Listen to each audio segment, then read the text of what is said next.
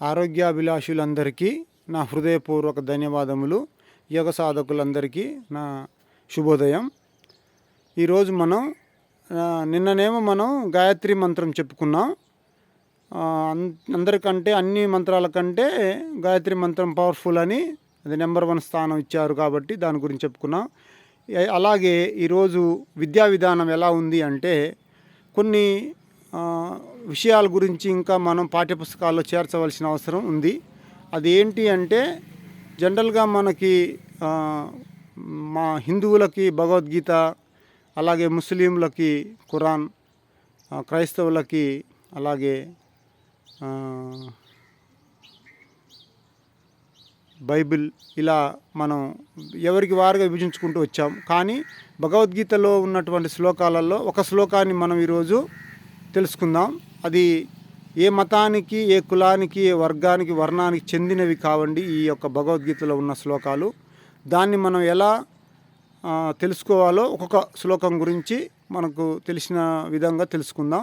ఈరోజు మనం తెలుసుకోబోయేటువంటి భగవద్గీత శ్లోకం ఏంటంటే కర్మణ్యేవాధికారస్తే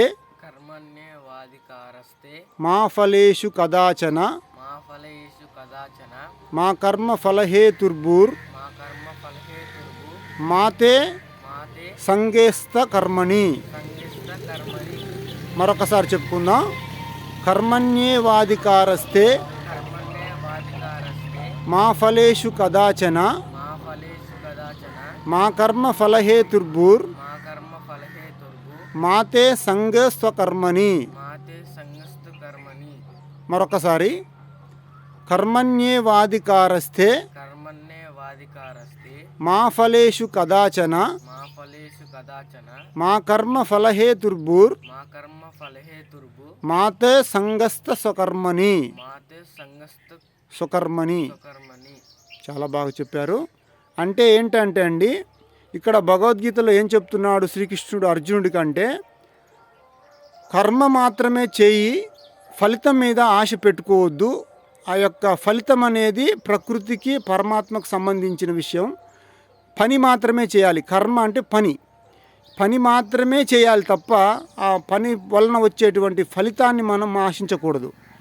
ఆశించినట్లయితే మనం డిసప్పాయింట్ అయ్యే అవకాశం ఉంటుంది అని ఈ యొక్క శ్లోకం యొక్క అర్థం. కావున ఈ యొక్క విషయాల్ని కూడా విద్యా విధానంలో చేర్చవలసిన అవసరం ఎప్పటి నుంచో చాలామంది ఆధ్యాత్మికవేత్తలు దీని మీద ఫైట్ చేస్తూ వస్తున్నారు. త్వరలో వీటి గురించి పాఠ్యపుస్తకాల్లో చేర్చాల్సిన అవసరం ఎంతో అయినా ఉంది.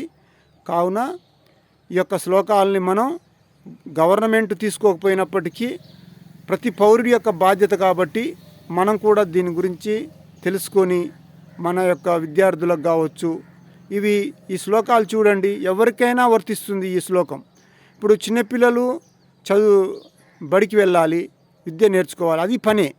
యుక్త వయసులో ఉన్న పిల్లలు వాళ్ళు కూడా ఏదో ఒక పని చేయాలి, వాళ్ళు కాలేజీలకు వెళ్ళాలి. అలాగే సాంసారిక జీవితం నడిపే వాళ్ళు ఏదో ఒక పని చేయాలి. ప్రతి ఒక్క వ్యక్తి, ప్రతి ఒక్క జీవి కూడా పని చేయాలి.